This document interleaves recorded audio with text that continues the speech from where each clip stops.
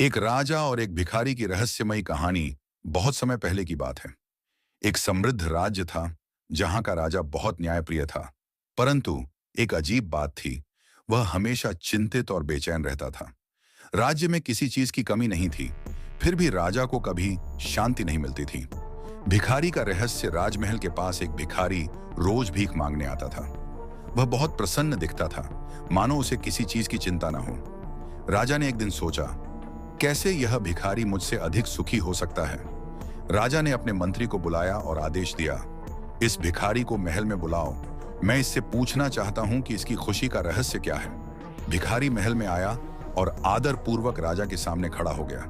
राजा ने पूछा, तुम्हारे पास न धन है, न महल, न राजपाट, फिर भी तुम हमेशा प्रसन्न कैसे रहते हो।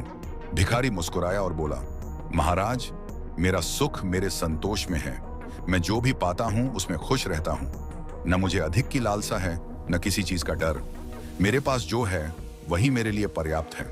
राजा का प्रयोग। राजा को यह बात हजम नहीं हुई। उसने मंत्री से कहा, यह कैसे संभव है? क्या यह सचमुच इतना संतुष्ट है? राजा ने भिखारी को एक स्वर्ण मुद्राओं की थैली दी और कहा, इसे रख लो और कल आकर बताना कि तुम्हें कैसा महसूस हो रहा है। अगले दिन भिखारी फिर महल आया, लेकिन इस बार वह बेचैन लग रहा था। राजा ने पूछा, क्या हुआ? तुम अब खुश क्यों नहीं दिख रहे? भिखारी ने सिर झुका लिया और कहा, महाराज, जब मेरे पास कुछ नहीं था तब मैं निश्चिंत था, परंतु अब इन सिक्कों को लेकर मेरे मन में डर बैठ गया है।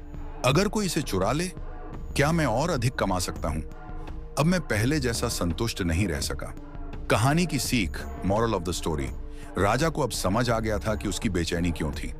वह जितना अधिक चाहता था, उतना ही अधिक वह चिंता में रहता था। सच्चा सुख बाहरी चीजों में नहीं, बल्कि मन की संतोष में होता है। जो संतोषी है वही सबसे सुखी है।